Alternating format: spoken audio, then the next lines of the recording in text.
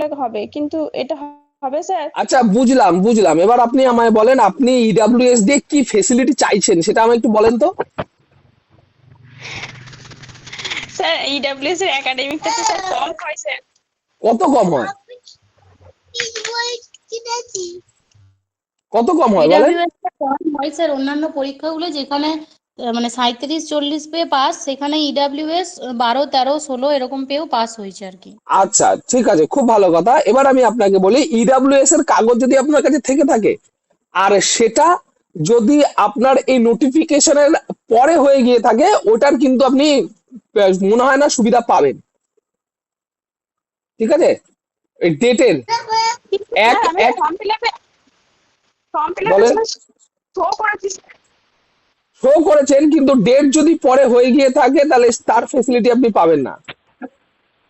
যদি ওরা ঠিকঠাক করে দেখে, আর না দেখলে কোনো অসুবিধা নেই। যদি ওরা ঠিকঠাক করে দেখে তাহলে ওটার ফেসিলিটি আপনি পাবেন না, আর যদি ঠিকঠাক করে না দেখে তাহলে ওটার ফেসিলিটি পেয়ে যাবেন। ওটাই যা সুবিধা দেওয়া থাকবে সেগুলো।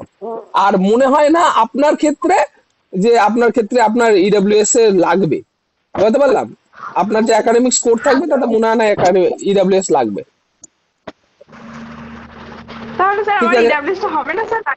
না না, ওই যে বললাম, ডেটের আগে পরে, ডেটের আগে পরে ডেটের এক আগে এক ওরা ডেট নিচ্ছে 1/1/2025, এই ডেটটাকে ওরা নিয়ে চলছে।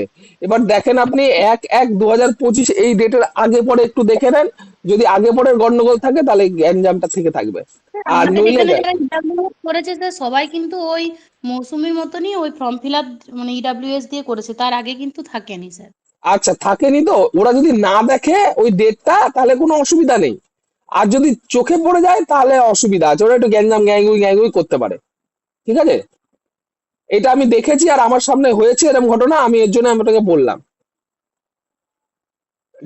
ডেটের আগে যদি হয় তাহলে ঠিক আছে, ডেটের পরে হলেও একটু গ্যাঙ্গুই করছে। তাও ছেড়ে দিচ্ছে দেখলাম তো, তাও ছেড়ে দিচ্ছে। মানে একটা জিনিস দেখলাম যে আপনাদের ফেসিলিটি দিচ্ছে। এইবার বিষয়টা হচ্ছে, এত ফেসিলিটি যখন দিচ্ছে তখন রিক্রুটমেন্টের কি হাল হবে কে জানে। সেটাই তো। কেন, আপনি ইন্টারভিউ দিয়ে এসছেন, দেখুন না, বাচ্চারা ইন্টারভিউ দিয়ে এসছে 2 মাস হয়ে গেল। প্রথম যারা ইন্টারভিউ দিয়েছে 2 মাস হয়ে গেছে, 2 মাস তাই না? পেরিয়ে গেছে স্যার। 2 মাস পেরিয়ে গেছে, তাহলে চিন্তা করেন। 2 মাস পেরিয়ে গেছে, এখানে আরো মনে হয় 6 মাস চলবে মনে হয়, যা গল্প। এরপরে তার মধ্যে ইলেকশন আছে, আর ইলেকশন হওয়ার পরে যে কি হবে সেটা তো আপনারাও খুব ভালো করে জানেন, আমিও খুব ভালো করে, আমি বলবো না, আপনারাও খুব ভালো করে জানেন যে ইলেকশনের পরে কে থাকবে কে না থাকবে। আহ, সেই ব্যাপারটা একটু খুব অসুবিধাই, হিসাব অনুযায়ী যা বলছে। কেননা দেখেন, ইলেকশন হয়ে যাওয়ার পরে না, অন্তত এটা ধরে রাখেন যে তার রেজাল্ট, ইলেকশন হয়ে গেলে রেজাল্ট না বেরোলে কোনো কাজ হবে না, কিচ্ছু হবে না। ইন্টারভিউ তো হয়ে যাবে, ইন্টারভিউ নিয়ে কোনো চাপ নেই। কিন্তু ব্যাপারটা হচ্ছে যে যে আপনাদের এই যে ইয়েগুলো হলো, তো এগুলো একটা কোনো সেরকম একটা একটা জিনিস বলেন না, আপনি দেখবেন যে 2 বছর পর গিয়ে আপনার খোঁজ হচ্ছে কাগজপত্রের, তখন কার কি মনে থাকবে কি থাকবে না, কে কোথায় থাকবে, তারও একটা সুবিধা অসুবিধা কি করে বলি বলেন তো তখনকার কথা।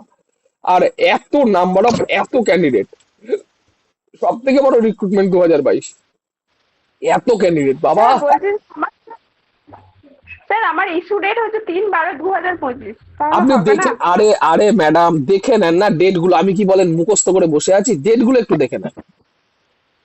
এই 3/12/2025। হ্যাঁ হ্যাঁ, এবার এবার দেখুন, আপনাকে কোশ্চেনটা করবে, আপনার কাছে সার্টিফিকেট নেই, আপনি কাগজ কেন লিখলেন? আপনি কি এক্সপ্লেনেশন দেবেন?